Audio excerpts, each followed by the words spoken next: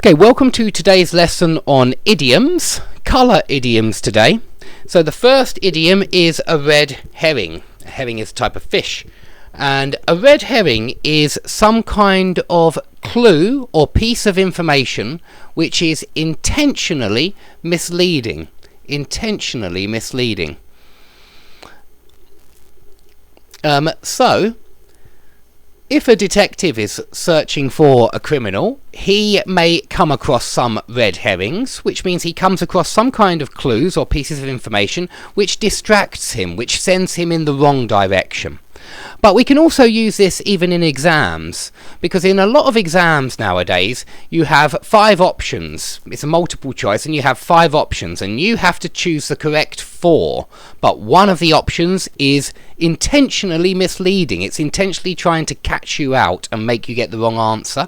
Well, that answer is a red herring. In the Cambridge exams, in FCE, in one of the sections, they definitely have a lot of red herrings, so they've got answers there which you shouldn't pick because they're incorrect. Okay, number 2, pot calling the kettle black. We use this when one person accuses someone else of doing something that they themselves are guilty of. So a pot is a black object and a kettle is obviously quite often black, and we mean this because it's on the cooker and so it gets black over time, and so it's rather hypocritical that a pot would call a kettle black, and that's the idea behind this. This is used for hypocrisy, because it's hypocritical to perhaps maybe you're a smoker and then you tell your younger brother that he shouldn't smoke. That would be hypocritical because you're a smoker yourself and you're telling him to do something which you yourself can't do. So you're asking him to live up to higher moral standards. Okay, so we use that for hypocrisy. Number 3, out of the blue means unexpectedly. If something happens out of the blue, it happens all of a sudden. You really didn't expect it. And a bolt from the blue would be, or a bolt out of the blue, it would be something that happened unexpectedly as well. So they're related. Number 4 is really quite common.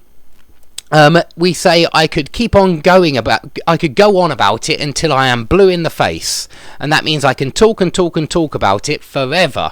We very often use it for when somebody is talking or complaining about something, and it means that you were talking or complaining a lot until you were blue in the face. It might seem odd that we use blue here, but we do.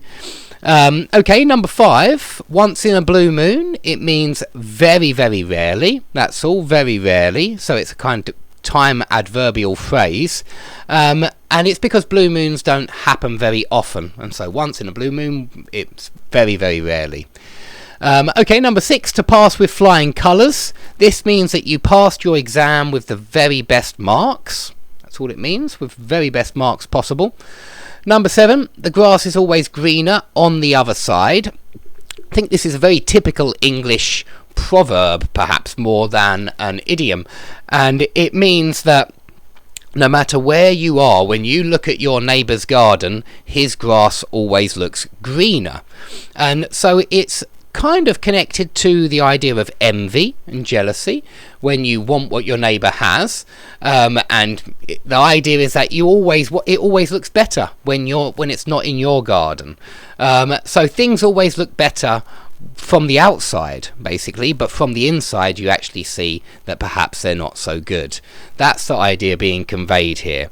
If you were on the other side of the fence, then perhaps that grass wouldn't look so green anymore, but it's because, if you were on the same side, then perhaps that grass wouldn't look green so much, but now you're a neighbour and it's going to look a lot greener. Okay, number 8, to catch someone red-handed. It just means to catch someone in the act of the crime, in the act of murder, in the act of theft. It's catching someone red-handed. To be born with a silver spoon in your mouth means to be born with a lot of money or privilege. So it means that you're born with you're born into a wealthy family or something like this. We could say you're born with a silver spoon in your mouth. Lastly, to be in the red, it means to be in debt. And whoopsie daisy, how could I spell that wrong? To be in the red means to be in debt, and to be in the black means to not be in debt. So couple of easy ones there at the end. I hope that's been useful and interesting, and if you like the video, please give it a like, and I hope to see you all soon.